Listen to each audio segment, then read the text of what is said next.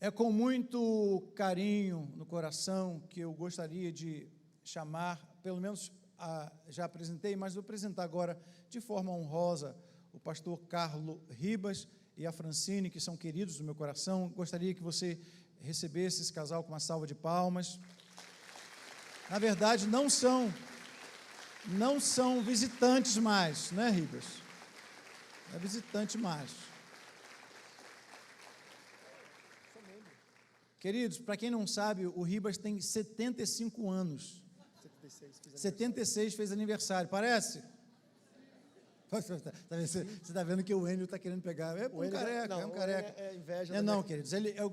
Esses dias eu aprendi com um pastor. Da minha careca, isso aí.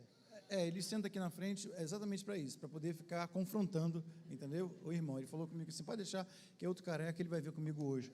Mas eu aprendi com um querido irmão que ele falava o seguinte: olha, eu chego para alguém, aprendi com o pastor esse final de semana, Jairinho, ele tem 60 anos. Eu chego para a pessoa e falo assim: eu tenho 81. A pessoa, meu Deus. Aí a pessoa fala: está mentindo? Não. A pessoa fala: rapaz, como é que você está bem? Aí ele sai de lá melhor do que falar que tem 60. Então eu aprendi essa, viu? Deus abençoe sua vida.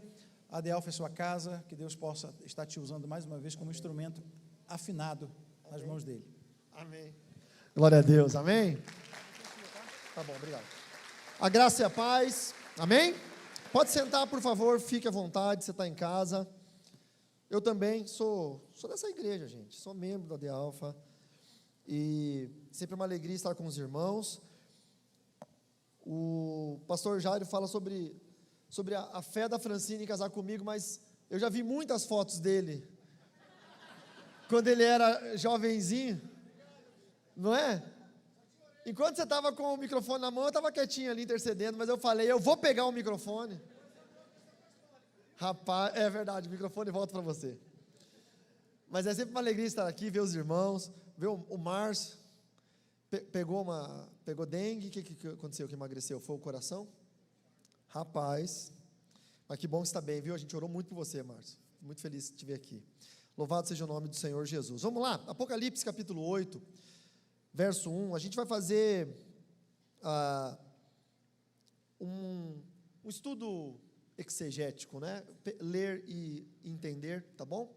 O livro de Apocalipse, para a gente estudar escatologia, é muito mais aprofundado do que apenas uma pregação ou qualquer fala, que seja uma palestra, enfim, mas eu quero tentar extrair algumas coisas muito importantes disso. E o pastor Jair, é óbvio que ele pensa como eu nesse sentido. Nós temos que tomar muito cuidado com o desespero acerca das coisas proféticas, das coisas futuras. Tem muita gente hoje que está deixando de viver o presente por uma suposição terrível de um futuro que quem sabe você nem veja. Tem gente que está tão... Eu tenho um vídeo no meu canal do YouTube, do ano passado, eu não me lembro se era setembro do ano passado, que alguém, um ex-satanista ou alguém especialista em saber as coisas que a gente não sabe, falou que em outubro de 2023 o calendário satânico dizia que ia acontecer alguma coisa no Brasil. Não aconteceu no mundo, não aconteceu, passou. Já estamos em 2024. Mas ainda tem crente que continua acreditando em um monte de teorias da conspiração. Irmãos, isso é uma cortina de fumaça de Satanás. Satanás coloca, a palavra de Deus diz que só os tolos se assustam com os sinais que vêm nos céus. Satanás coloca tanta conspiração no meio da gente, dos crentes, que nos enfraquece para a realidade do hoje. Nós somos uma igreja do presente, nós precisamos falar de Jesus, nós não podemos ficar dormindo com medo do amanhã, enquanto existem pessoas que estão precisando ouvir da sua boca falar sobre Jesus. Eu atendi uma senhora essa semana, e glorifico a Deus porque eu consegui atendê-la, e ela estava muito preocupada. Pastor Jair, olha isso, que loucura. Ela estava muito preocupada porque uma pastora, enfim, alguém da área da libertação, disse que ela não poderia nem orar na igreja, porque ela não tinha feito 12 desligamentos espirituais na vida dela. Só que ela já era crente batizada da igreja. A cruz não serve para mais nada, irmãos. A partir da hora que você entregou sua vida para Jesus, a cruz é superior a tudo. Teu passado foi jogado no esquecimento, não existe mais, você é nova criatura. Então, sabe o tempo que essa irmã gastou se preocupando com isso, ela perdeu falando de Jesus para as outras pessoas, perdeu sendo testemunho de Jesus na vida do marido dela, que ainda não é crente, perdeu vivendo o melhor de Deus. Então, eu já falo de antemão que o Apocalipse, para nós, ele precisa ter alguns entendimentos um pouco mais aprofundados. O primeiro deles é que o Apocalipse, ele fala de 3 tempos. Se você for pegar ali do capítulo 1 ao 3, rapidinho, né? É do tempo da agora, do 4 em diante é do tempo futuro, que nós vamos viver, ou os nossos descendentes, e vai ter um momento do Apocalipse que vai falar das coisas depois da volta de Jesus, que é a eternidade. Quando nós lemos o capítulo 8, nós estamos falando especificamente de um hiato de tempo, tá? Entre o tempo futuro da igreja e o tempo existencial, ou seja, aquilo que vai acontecer na figura da volta de Jesus. Para a gente poder entender melhor, vamos fazer a leitura do texto? Apocalipse capítulo 8, no verso 1. Eu estou lendo na nova Almeida atualizada. Quando o Cordeiro quebrou o 7º selo, houve silêncio no céu durante quase meia hora. Então vi os 7 anjos que estão em pé diante de Deus, e lhes foram dadas 7 trombetas. Veio outro anjo e ficou em pé junto ao altar, com um incensário de ouro que lhe foi dado, muito incenso para oferecê-lo com as orações de todos os santos sobre o altar de ouro que está diante do trono. E da mão do anjo subiu à presença de Deus a fumaça do incenso, com as orações dos santos. Então o anjo pegou o incensário, encheu-o de fogo do altar, e o atirou à terra, e houve trovões, vozes, relâmpagos e terremoto. Então os 7 anjos que tinham as 7 trombetas se prepararam para tocar a primeira trombeta. O primeiro anjo tocou a primeira trombeta, e houve granizo e fogo misturados com sangue, e foram atirados à terra. Então foi queimada a 1/3 parte da terra, foi queimada a 1/3 parte das árvores, e também toda a erva verde foi queimada. A segunda trombeta. O segundo anjo tocou a trombeta, e uma espécie de grande montanha em chamas foi atirada ao mar. 1/3 parte do mar se transformou em sangue e morreu, e a 1/3 parte das criaturas do mar também, e foi destruída a 1/3 parte das embarcações. A terceira trombeta. O terceiro anjo tocou a trombeta, e uma grande estrela, queimando como uma tocha, caiu do céu sobre a 1/3 parte dos rios e sobre as fontes das águas. O nome da estrela é Absinto, e a 1/3 parte das águas se transformou em absinto, e muitas pessoas morreram por causa dessas águas, porque se tornaram amargas. A quarta trombeta. O quarto anjo tocou a trombeta, e foi ferida a 1/3 parte do sol, da lua, das estrelas, para que a 1/3 parte deles escurecesse, e 1/3 parte do dia e também da noite ficasse sem luz. Então vi e ouvi uma águia, que voando pelo meio do céu, dizia com voz forte: ai, ai, ai dos que moram na terra, por causa do som das trombetas, das outras trombetas, que os 3 anjos ainda vão tocar. Esse texto de Apocalipse, ele é bem significativo, porque ele fala sobre tribulações e situações que a humanidade vai passar. Se a gente for pensar sobre os 7 selos e as 7 trombetas, nós vamos ver que são aberturas de provações ou de testes, de situações que Deus vai fazer a humanidade passar, com representações proféticas. Aqui há esse marco temporal que eu falei logo no início, esse marco temporal que representa a alteração entre o tempo em que a igreja existente passa, que está falando basicamente sobre aquelas igrejas da Ásia, as 7 igrejas, o tempo futuro que nós veremos, eu vou falar um pouquinho sobre isso, e o tempo do fim, que é depois do arrebatamento ou do milênio para a eternidade. Ali no primeiro versículo menciona um silêncio no céu. Esse silêncio, ele pode representar um tempo de gravidade, um tempo de expressão, de seriedade do que vai acontecer. Nós sabemos que isso vai acontecer, porque a gravidade dos eventos futuros é real. O problema é que nós estamos tentando normatizar isso, nós estamos tentando não acreditar nas profecias bíblicas. E aí parece um pouco contraditório com o que eu comecei falando, que tem muita gente mais preocupado com o futuro do que com o presente, mas veja, nós não podemos descartar que as profecias bíblicas são reais e que elas vão se cumprir. Literalmente, elas vão se cumprir.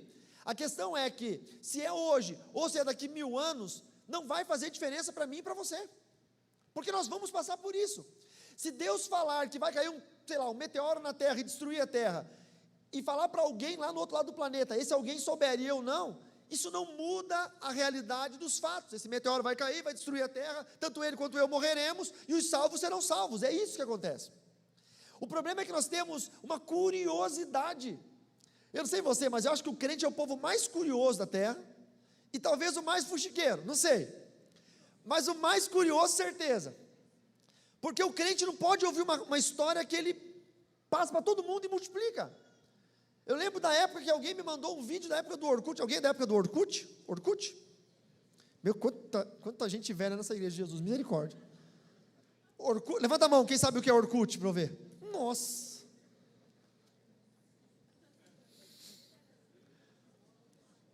Me mandaram um áudio no Orkut. Você ouviu esse áudio com certeza?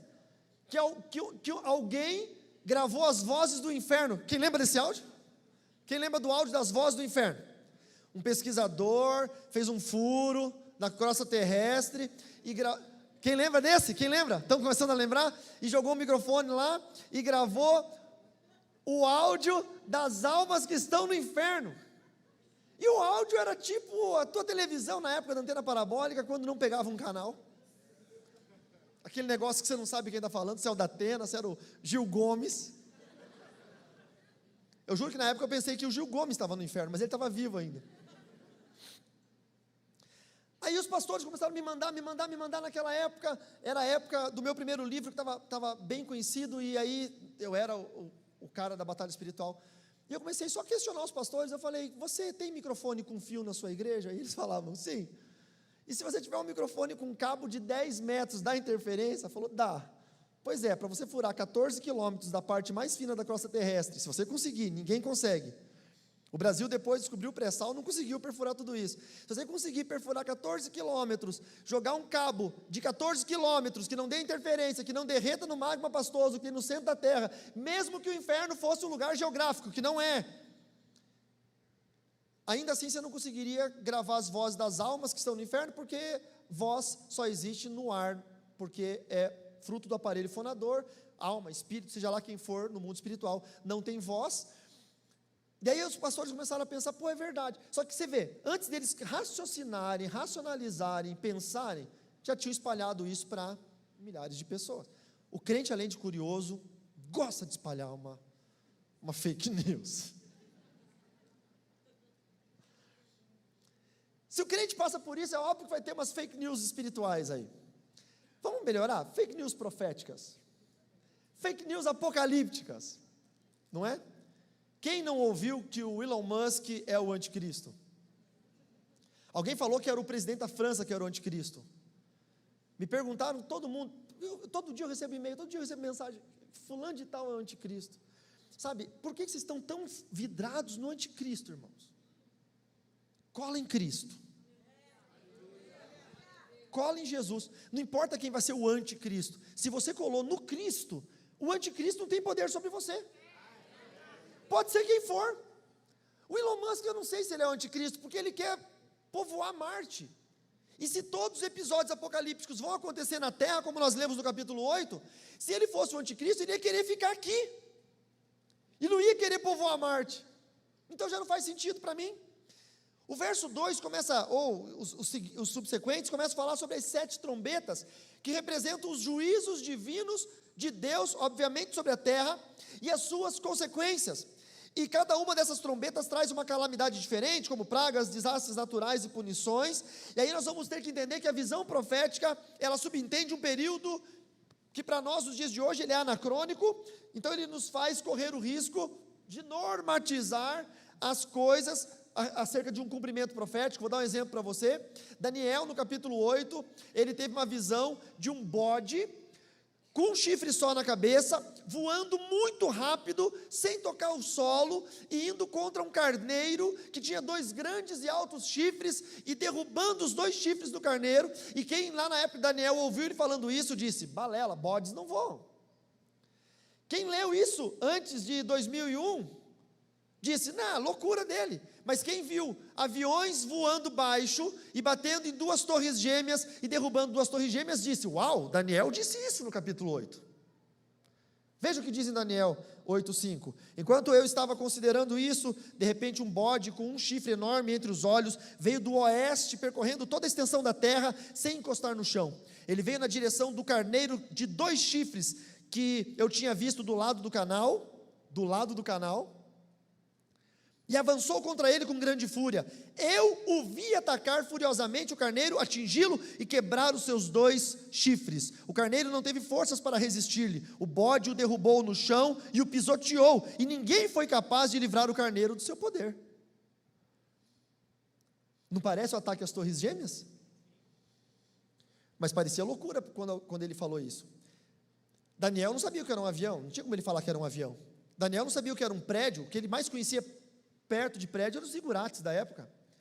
Então ele escrevia o que era próprio ao seu tempo, e para nós que estamos num tempo muito futuro em relação a ele, a nossa percepção ela é anacrônica, nós estamos fora do tempo, e nós acabamos errando. Mas quando a palavra de Deus diz que existiriam pragas, aí a gente olha para a Covid e fala, mas a Covid é fácil explicar, porque antigamente não tinha grandes pandemias mundiais, porque não havia aviação comercial. Então tinha uma praga pior que a Covid, como foi a peste negra na Europa, só morreram pessoas naquela localidade, porque as pessoas não saíam do lugar. O ebola não virou pandemia mundial, porque o ebola é tão incapacitante, que ou a pessoa morre, ou a pessoa não sai de uma tenda, e como as pessoas na África não têm o hábito de viajar o mundo todo, não espalhou o ebola para todo mundo, mas o Covid foi na China, é um vírus de fácil adaptação, a pessoa pegou na China no dia seguinte estava nos Estados Unidos, no outro dia estava na França, no outro dia estava no Brasil, então foi muito fácil espalhar isso pelo mundo todo. É óbvio, é claro que não tem a ver com a Bíblia, mas eu te pergunto, quando foi escrito sobre calamidades mundiais, eles sabiam que existiria avião? Eles sabiam que existiria aviação comercial? Eles sabiam que teria programa de milhas, que hoje em dia qualquer um com milhas de cartão, com milhas de empresa aérea, compra passagem, vai para qualquer lugar a hora que quer? Não sabia. Então a nossa percepção do Apocalipse hoje é uma percepção de erro anacrônico, porque nós estamos olhando com os olhos de 2024, mas o escritor sagrado escreveu isso muito tempo atrás, falando do que estava acontecendo nos dias de hoje. A Bíblia se cumpre infalivelmente, querendo você ou não, infalivelmente. E aí a primeira trombeta traz granizo e fogo misturados com sangue, causando destruição na terra e no mar, que é um símbolo de juízo e de punição. O que será que vai ser isso? A gente não sabe. A gente não viu granizo, que é a chuva de pedra, misturado com fogo e misturado com sangue. O que será que ele viu? Algo que, não é? Talvez não seja sangue, seja algo vermelho. Veja, Daniel viu um avião, mas ele disse que era um bode. Daniel viu gafanhotos, cujas asas tinham som de cachoeiras. O que vocês acham que ele viu? Helicópteros de guerra. Se nós formos olhar João falando no capítulo 9, João fala um pouquinho sobre isso. Vamos pular para o capítulo 9, só para, não é? No capítulo 9, João faz no verso 7, ele diz assim: os aspectos dos gafanhotos eram semelhantes a cavalos preparados para a batalha, na cabeça deles havia como que coroas parecendo de ouro, e o rosto deles era como o rosto de um ser humano. Tinham também cabelos como cabelos de mulher, e dentes eram como dentes de leão. Tinham couraças como couraças de ferro. O barulho que as suas asas faziam, era como o barulho de carros puxados por muitos cavalos, quando correm para uma batalha. Já parou para pensar que o barulho de carros puxados por cavalos numa batalha, mesmo que você tenha assistido no cinema, é um barulho de carros de guerra, ou seja, parece o barulho de hélices de helicópteros? Tinham ainda cauda como escorpiões e um ferrão. Ele está falando de helicóptero. Ele não está falando de gafanhoto, ele não está falando de nada disso, é porque ele não tinha o conhecimento do que era um helicóptero, então ele fala daquilo que lhe é próprio. É como se um índio que não está, de um povo não alcançado, quando ele vê um avião passando, se você perguntar para ele o que ele viu, ele não vai dizer que é um avião, ele vai dizer que viu um pássaro reluzente, com um rastro de fogo, com um grito que parece um barulho de uma cachoeira. É isso que o índio vai falar. Quem entende o que eu estou dizendo? Então as visões da Bíblia, elas precisam ser compreendidas por nós, porque elas foram escritas por um homem do seu tempo, para o nosso tempo. Aí tem gente que fala, pastor, mas Deus não é onisciente e presciente, por que Deus não fez o escritor sagrado escrever lá que era um avião, que era um helicóptero? É sério, irmão, que você pensa isso? Porque talvez existam ainda profecias que vão se cumprir daqui 200 anos, de coisas tecnológicas que nós não sabemos que vão existir. Aí você vai lá na Bíblia e você lê, raio laser? Sabre de luz? Eu gostaria. Sabre de luz? Então Star Wars é de verdade? Está na Bíblia. É absurdo pensar isso. A Bíblia não é o livro para te explicar sobre isso. A Bíblia é o livro para te alertar que o tempo do fim é real. A segunda trombeta, quando ela toca, ela traz uma grande montanha ardendo lançada ao mar, resultando em 1/3 do mar se tornando sangue e 1/3 das criaturas marinhas morrendo. Aqui está fácil, parece que é algo relacionado a algum vulcão gigantesco ou uma cadeia de vulcões. Me preocupa muito aquela região do Japão que é, eu não sei o nome certo, acho que é Círculo do Fogo, talvez? Alguém sabe? Que tem muita atividade geológica embaixo, vulcânica, e isso se chegar a vir a explodir, pode ser que cause realmente uma grande ruptura lá e muito magma suba. Então isso pode acontecer, a gente vai saber quando isso acontecer e vocês vão lembrar, estava lá em Apocalipse 8, como a gente lembrou do 11 de setembro. A terceira trombeta traz uma grande estrela chamada Absinto, caindo dos céus e contaminando as águas potáveis, as águas doces. Uma grande estrela caindo do céu e contaminando águas doces. Não vejo como um asteroide, um meteoro, eu vejo como algo que tem a capacidade de contaminar a água, talvez como a estação espacial, não é? Que vai ter, hoje é painel solar, mas talvez venha a ter baterias nucleares, e de repente perde alguma forma de se sustentar na gravidade zero, e cai na maior bacia hidrográfica do planeta, que é o nosso rio Amazonas, e aí polui toda a água do Amazonas, e a bacia do aquífero Guarani, por exemplo, que é a água que a gente bebe hoje, e aí toda a América do Sul, e enfim, fica sem água potável. Veja, não estou sendo aqui o profeta da desgraça, mas pode ser, ok? Pode ser. E por que absinto? Porque torna as águas amargas, e as pessoas vivem com a calamidade causada por esse evento futuro. Então aqui, o escritor sagrado viu uma estrela, por quê? Porque quando um corpo celeste cai, ele entra em, ele queima, como é que é o termo correto, quem sabe? Combustão, obrigado, irmão. E aí nós entendemos nesse texto que Deus está nos preparando para algo que vai vir a acontecer. Só que a gente tem que tomar muito cuidado com a interpretação do tempo disso acontecer. Alguém me perguntou esses dias, mas pastor, é possível que nós já estejamos no primeiro selo? Porque aqui no capítulo 8 é o 7º. É possível que nós já estejamos no 3º selo, no 4º selo? Cuidado com a teologia. Porque existem várias interpretações, eu não posso aqui afirmar corretamente qual é a certa ou não, porque ninguém pode, porque profecias são previsões do futuro, mas uma coisa é fato, esse tempo é o tempo depois do milênio, e a teologia dispensacionalista indica que nós estamos no período da graça, e para que o milênio seja estabelecido na terra, primeiro vem o arrebatamento da igreja. Então seriam profecias que vão se cumprir pós-arrebatamento. E se é óbvio que nós não fomos arrebatados, isso ainda não está se cumprindo, nenhum selo foi aberto ainda. Mas eu vi um pregador falando tal coisa, ou um teólogo, a gente tem que tomar muito cuidado, porque existem teólogos que são de outras denominações, que pensam diferentes. Existem teólogos que são excelentes arqueólogos, por exemplo, e eu respeito a figura desses teólogos como arqueólogos, mas quando eu olho para a teologia deles, eu como teólogo não posso respeitar, porque tem uma teologia um pouco confusa. Existem pessoas que estão usando teologia mormon, porque na teologia mormon, nós estamos no período do 6º selo. Então para os mormons, já se abriram 1, 2, 3, 4, 5 selos, e eu já vi pregadores, pastores evangélicos, usando a teologia mormon. Como que eles fizeram isso? Google.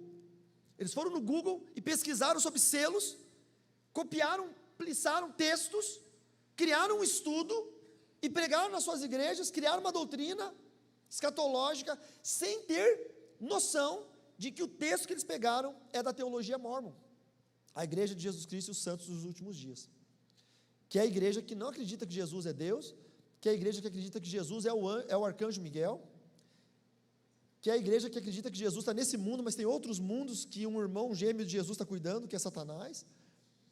E aí a pessoa prega a teologia escatológica fundamentada nisso. Então nós precisamos ser muito atentos a esses fatos. Esses juízos, eles são retratados como consequências do pecado da humanidade. E, irmãos, vamos ser sinceros, nós estamos no pior período da igreja.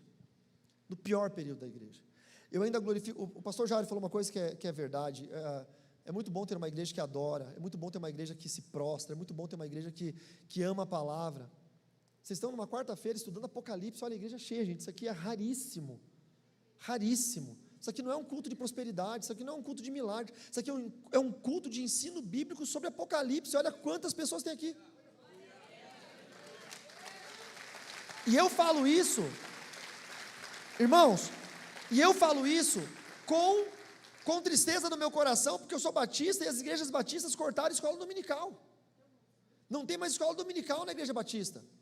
As igrejas batistas quiseram se modernizar e parece que o modernismo para eles, que eu chamo de pós-modernismo, de igreja emergente, que o pós-modernismo deles é não estudar mais, que estudar é chato, que estudar é retrógrado, que estudar não faz parte do novo movimento da igreja.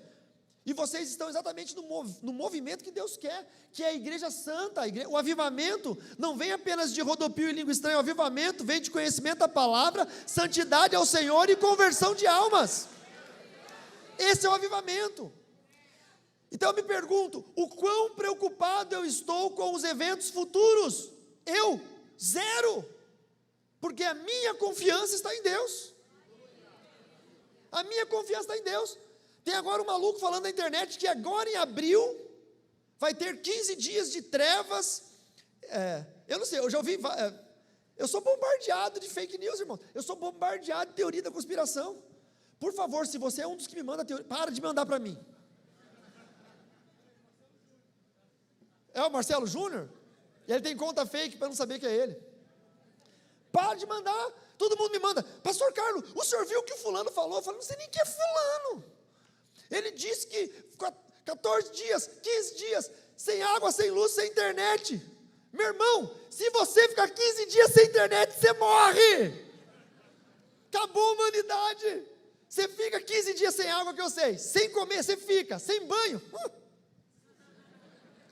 Agora, o Instagram saiu 4 horas do ar semana passada. Teve gente que estava em cima do prédio e ia se jogar. Você não fica 15 dias. Nem o diabo é tão cruel assim com você. Isso é teoria da conspiração. Aí o pessoal me manda, o que vai acontecer? Tem gente estocando comida. É igual quando deu Covid, que o pessoal começou a comprar papel higiênico. Eu não sei porquê. Em vez das pessoas correrem para a farmácia, porque era uma virose, os caras correram. Eu fui no mercado, não tinha papel higiênico. Falei, gente, o que eles estão esperando que vai ser o futuro? Eu quero falar, mas não posso, porque eu estou no altar da igreja. Eles acham que o futuro vai ser o quê? Ai, Jesus, eu queria tanto poder falar tudo o que eu quero falar. Não, aí não era Deus não, irmã, era eu mesmo. Essa ia ser na minha conta, essa aí. Por quê? Porque o povo acredita em tudo. Vai passar abril, gente, vai entrar maio, não vai ter apagão, não vai ter 15 dias sem internet, não vai ter nada disso. Ah, agora é tarde, pastor, comprei 400 rolos de papel higiênico, tudo bem. Está tudo bem.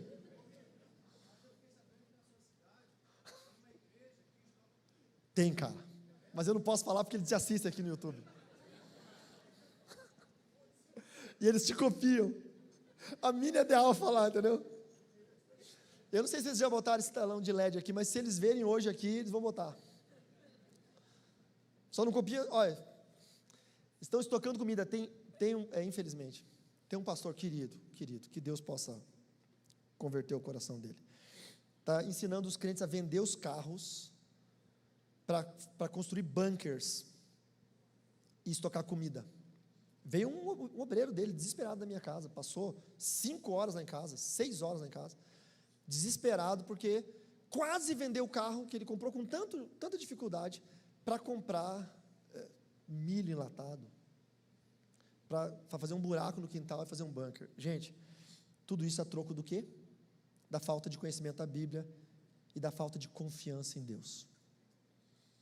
Ah, mas se isso acontecer, eu tenho um Deus que... Gente, no Apocalipse diz assim: quando a calamidade vier, não toque no vinhateiro, nem no produtor de olivas. Já perceberam isso? Mate todos os ricos, mas não toca no pobre. Veja isso. Não toque no vinhateiro, nem no produtor de olivas. E quando você vê Babilônia invadindo Israel e levando cativo o povo judeu, qual foi a ordem do rei de Babilônia? Deixe em Jerusalém o vinhateiro e o produtor de olivas, para que a terra não fique vazia. Deus sempre cuidou do vinhateiro e do produtor de olivas. Qual que é essa figura profética? É aquele que está na igreja, aquele que está debaixo do sangue de Jesus, e aquele que tem uma unção sobre a sua vida. Ele não sai de Jerusalém, ele tem a unção do seu pastor, da sua igreja, a unção do seu ministério, e ele tem o sangue de Jesus sobre si. Se você é essa pessoa, pode vir a maior calamidade que possa assolar o planeta, você continua guardado e protegido por Deus. Você continua guardado. Ah, mas se vier uma guerra, Deus vai te guardar na guerra. Se vier uma praga, Deus vai te guardar na praga. Se vier, a palavra de Deus diz que vão cair 1000 de um lado, 10.000 do outro, você não vai ser atingido. Irmãos, você não vai ser atingido. Entenda uma coisa: se preocupe com o presente e acredite que as profecias de Deus são infalíveis, elas vão se cumprir. Não tem como fugir disso. Então, como que o senhor explica o Covid? É o sinal do fim dos tempos, mas não é o selo que se abriu. Como que o senhor explica guerras? Sinal do fim dos tempos, mas é a guerra em Israel. Todo mundo me pergunta: Israel é o termômetro? Irmãos, eu gostaria muito que Israel fosse o termômetro para nós, mas Israel deixou de ser quando rejeitou a Cristo. O plano era para Israel, está em João capítulo 1, verso 11, Cristo veio para os seus, mas os seus o rejeitaram. Israel hoje para nós é Velho Testamento. E aí no verso 12, mas todos aqueles quanto receberam, deu-lhes o poder de serem feitos filhos de Deus, a saber, não nascidos da vontade da carne, da linhagem que Israel segue, mas nascidos do Espírito. Eu gostaria muito que fosse fácil para nós, só olhar para o estado de Israel e ver o que está acontecendo lá, Israel sendo o termômetro, e tudo que acontece lá a gente sabe que vai acontecer aqui em Alphaville. Eu gostaria que fosse fácil, mas não é tão fácil, porque Israel rejeitou a Cristo há 2000 anos. Então hoje o termômetro somos nós. Se o mundo quer saber o que vai acontecer no futuro, o mundo precisa olhar para a igreja. E agora abre os seus olhos, porque você é uma igreja santa, você é uma igreja que está cuidando do aprendizado da palavra. Mas quantas igrejas você conhece nessa micro-região que já estão desviadas? Fazendo culto todo domingo, toda segunda, toda terça, toda quarta. Quantas igrejas você conhece com o nome de igreja evangélica, que você olha para a liturgia e para a teologia daquela igreja, ela está enviando pessoas ao inferno? Parou para pensar? Nós somos o termômetro do Apocalipse. Não é mais Israel, é a igreja, porque Israel é um símbolo do povo escolhido de Deus. Foi o povo escolhido até a vinda do Messias. Não aceitaram Jesus. Então nós nos tornamos o povo escolhido de Deus, aqueles os quais aceitaram Jesus como Messias, e nós somos o termômetro. É por isso que tantas pessoas estão procurando a Cristo, e é por isso que tantos pastores estão se pervertendo por conta do dinheiro. Porque o diabo sabe que a igreja é o termômetro, e que se ele perverter os líderes, está na Bíblia, mate o pastor e dispersará as ovelhas. Não tem como matar os pastores fisicamente, porque se o diabo mata um pastor, ele manda ele para o céu. O papel do diabo não é mandar ninguém para o céu. Então o que ele faz? Ele seduz, ele perverte, ele desvia, ele faz o pastor ser adúltero, ladrão, mentiroso, caloteiro, herege. Pastores que deixaram de estudar teologia, se tornaram especialistas em emoções. Faça todos os cursos, irmão, todos os cursos. Mas se você tem chamado pastoral, estude teologia. Estude teologia. Ah, eu quero fazer psicanálise. Faça psicanálise, mas faça teologia. Ah, eu quero fazer coach, mentoring, qualquer coisa. Faça, mas estude teologia. Porque é só assim que você vai garantir que o diabo não vai perverter a sua mente. Quando você conhece essa doutrina. Quantos podem aplaudir a Jesus por isso?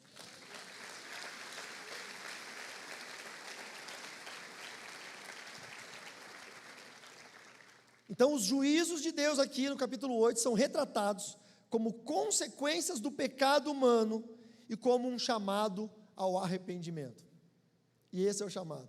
Não existe nenhum chamado profissional. Se eu for colocar pastor como profissão, nenhum chamado profissional que você não tenha obrigação de ter uma formação mínima acadêmica para exercer a sua profissão. Você quer ser médico, você tem que ser formado em medicina. Você quer ser enfermeiro, tem que ser formado em enfermagem. Quer ser dentista, tem que ser formado em odontologia. Quer ser psicólogo, tem que ser formado em psicologia. Quer ser, sei lá, TI, tem que ser formado nisso. Mas pastor hoje em dia não precisa mais, porque se você souber falar bem e for atraente, sedutor e conseguir manter as pessoas confortáveis, você consegue ser pastor. E aí, da cabeça dessas pessoas nascem as heresias, porque eles interpretam a Bíblia do jeito que eles querem. Eles são discípulos de si mesmos. Então, quando a gente vê tudo isso acontecendo, o Covid acontecendo, guerra acontecendo, terremoto acontecendo, seca acontecendo, peste acontecendo, é o juízo de Deus sobre a terra, porque a igreja está se desviando do Senhor. É o juízo de Deus, irmãos. Eu moro no sul do Brasil, sou sulista, morei minha vida toda lá. Nós tivemos uma situação, há uns anos atrás, que é Blumenau que tem o rio Itajaí-Açu? É Blumenau, né? Teve uma enchente assim que destruiu a cidade, matou muita gente. Mais ao sul, uma faixa de 50 quilômetros de distância, foi a maior seca do Rio Grande do Sul. Dizimou todas as lavouras. 50 quilômetros separavam a maior enchente de Santa Catarina com a maior seca do Rio Grande do Sul. Como é que você explica isso? Eu só vejo a mão de Deus punindo alguém. Só vejo a mão. Ah, pastor, mas isso nunca. A Bíblia está repleta de situações assim. O povo em pecado, Deus usa a natureza para punir o povo. O povo em pecado, Deus usa a natureza para punir o povo.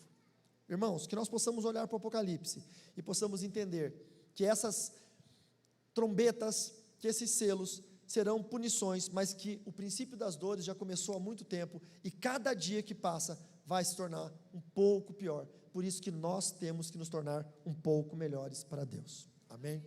Que Deus possa te abençoar poderosamente em nome do Senhor Jesus. Posso orar por você? Feche seus olhos.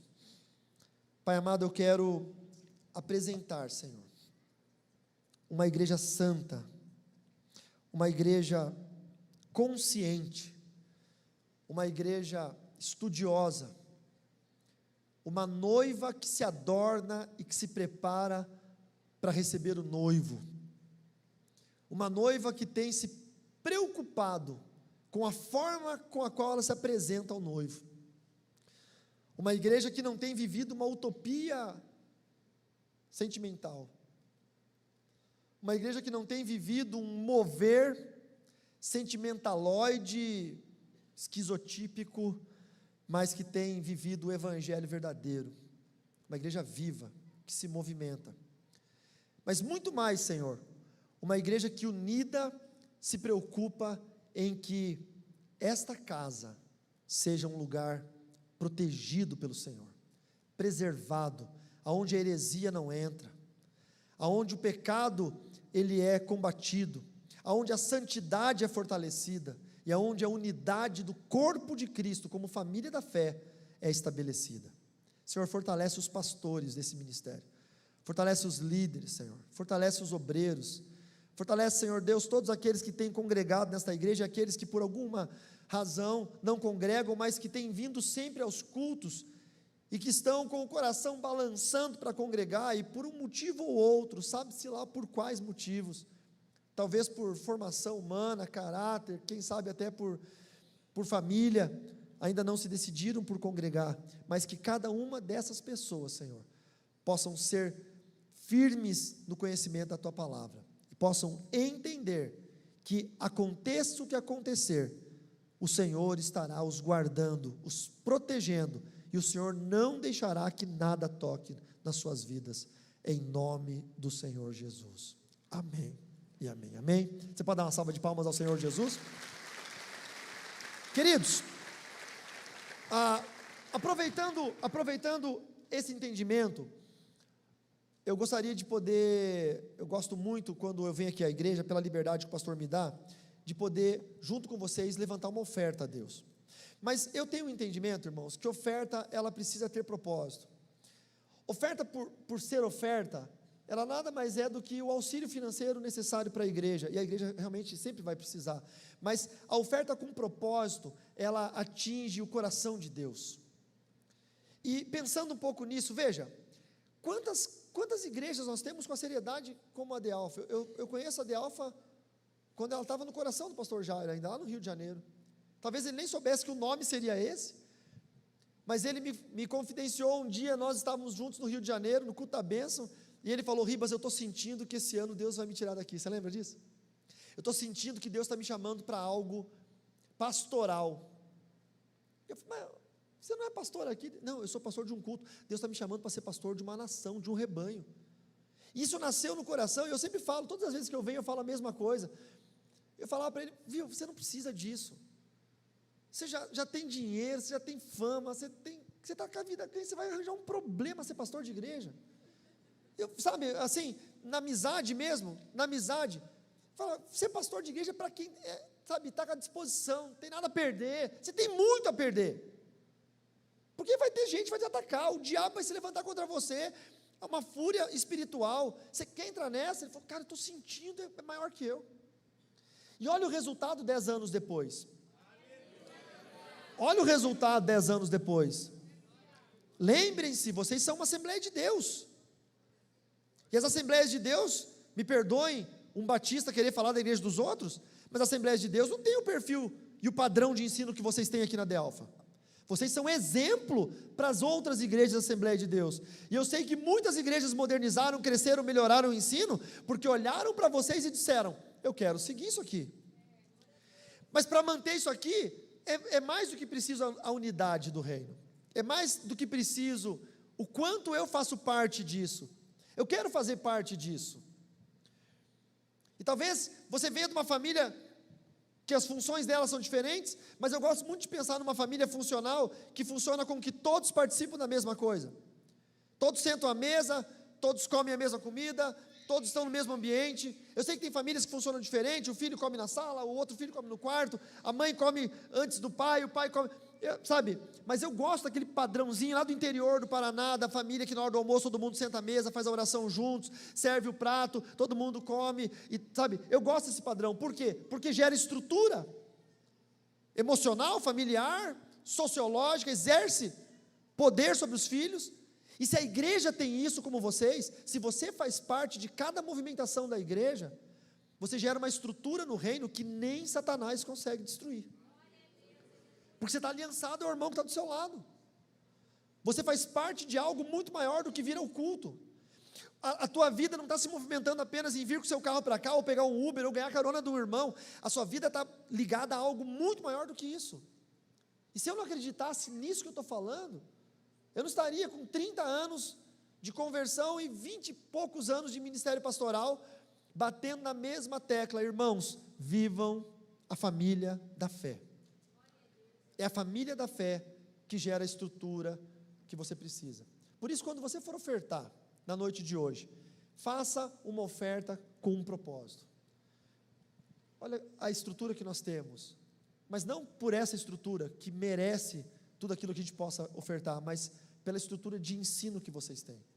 Quando você for ofertar, coloque no seu coração: Senhor, eu quero ofertar algo pelo propósito de fazer parte desse ministério que zela pela palavra. Amém? Você pode preparar a sua oferta aí. Eu quero orar e quero abençoar a sua vida financeira.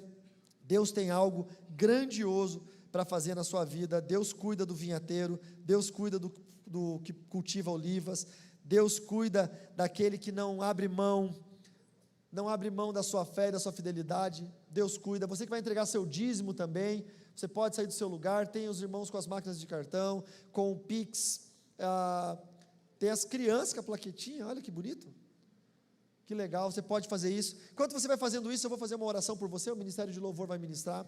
Pai, em nome do Senhor Jesus, nós cremos, Senhor Deus, que a bênção financeira, ela acontece na igreja por um propósito, que toda oferta levantada nesta noite, ela sirva um propósito de Deus. E da mesma forma, Senhor, como os teus filhos estão ofertando pelo propósito da unidade da igreja, da qualidade de ensino dessa igreja, assim também, Senhor, entra na casa do teu filho, entra na casa da tua filha, lá onde tem um ente querido doente, lá onde tem uma pessoa desviada, distante dos caminhos do Senhor, lá onde ele e ela estão orando para que haja salvação e conversão. Entra na empresa do teu servo, aonde está tendo problema financeiro, aonde está batendo a falência à porta, aonde o inimigo está tentando armar alguma coisa contra ele e contra ela, em nome do Senhor Jesus. Assim como nós vimos, Pai, que o juízo vem contra um povo que não está junto contigo, também a proteção está sobre a tua igreja,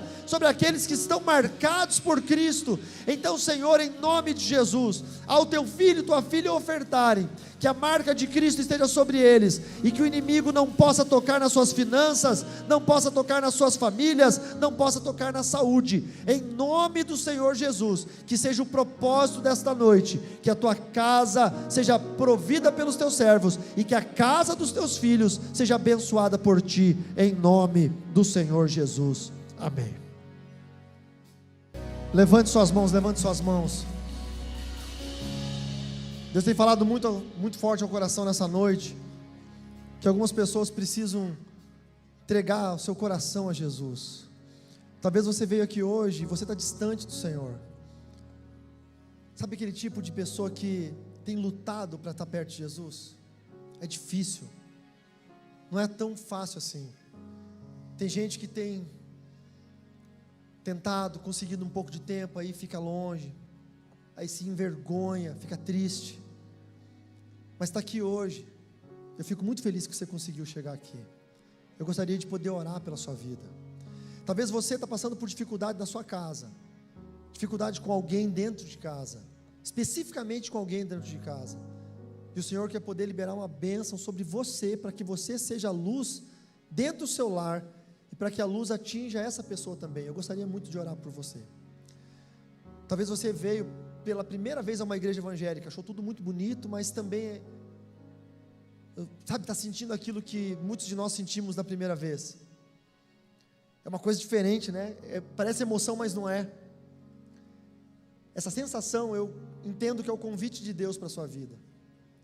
É Deus dizendo: você é importante, você é amado, eu quero poder dirigir a tua vida. Todas as vezes que você tentou e errou, o Senhor está dizendo que Ele queria ter feito por você, mas você não deixou. Você é importante demais para que o inimigo roube você de Deus. Por isso eu gostaria de convidar, se essa palavra fala ao seu coração, você que viesse aqui à frente, para que nós pudéssemos orar. Você que tem tentado, lutado, fraquejado, tentado de novo, levantado, você é resiliente, você é forte, vem para cá, deixa eu orar com você. Você que está aqui pela primeira vez você veio no culto, vem aqui para frente, deixa eu orar por você. Você que tem alguma situação dentro de casa, que você precisa ser luz, vem para cá, deixa eu orar por você. Alguém? Só lembre-se, tá? Só lembre-se, se a vergonha de você ser o primeiro é mais forte do que a necessidade de Deus te abençoar, é porque quem sabe você não entendeu a palavra de Deus ainda. Por isso sempre seja você, porque se tiver uma única bênção nessa noite, a única bênção vai ser da única pessoa que vier. Amém, meu irmão? Há mais alguém? Vem, meu irmão. Há mais alguém?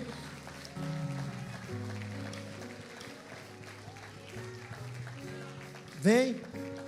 Pastor, eu estou aqui parado pensando, eu não sei se sou eu não, mas... é dúvida? É você. Ué, se você está pensando se é você, porque é você. Eu lembro uma vez, deixa eu contar um negócio para vocês. Eu lembro uma vez de um congresso que eu fui pregar, e eu não era o pregador daquele momento, era um outro irmão, muito usado em cura, e o irmão teve uma visão de uma mulher que estava doente, e a visão era assim, ó, é uma senhora de cabelo loiro, cabelo curto pelo ombro, vestidinho azul. Vem, irmã, vem. Ô louco, loira, cabelo pelo ombro, vestidinho azul ali, ó. Ah, é uma camisa, quase, hein? Ó, estou revelando, vem que eu estou revelando. E aí o pastor começou a falar: essa mulher está com a doença tal, assim, assim, assim, vem para frente, Deus quer te curar. E a mulher não vinha. E ele falando: eu estou vendo a senhora, irmã, uma multidão.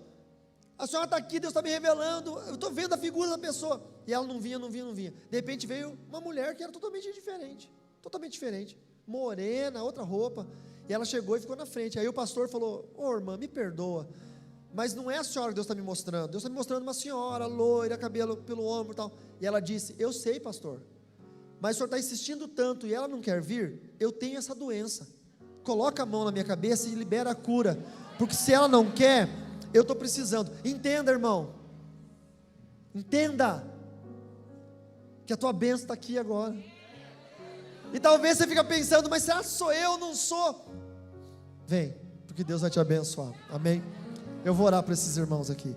Pai, em nome do Senhor Jesus, eu apresento essas vidas, Senhor, que vieram à frente, vidas essas que precisam tanto do Senhor, como todos nós aqui precisamos, vidas essas, Senhor, que em algumas situações têm lutado, e tem sido tão difícil as lutas, dentro de casa, talvez haja alguém que tem sofrido muito, e elas precisam ser luz nesse lugar. Também, meu Deus, eu peço, Senhor, que o Senhor as abençoe com uma bênção poderosa, ao ponto dos seus corações entenderem a importância que elas têm para Ti, o valor que elas têm para Ti, e como é importante deixar com que Cristo direcione os seus passos, e garanta proteção, salvação e vida eterna. Cuida, Senhor, de forma particular, individual, única, de cada uma, para que a Tua bênção seja completa. Se houver pecado, Senhor, perdoe-lhes os pecados, escreva os nomes no livro da vida, lance no esquecimento, no mar, toda decepção, todo erro, e permita, Deus, que a partir de agora, eles andem em novidade de vida, como novas criaturas, em nome de Jesus, amém?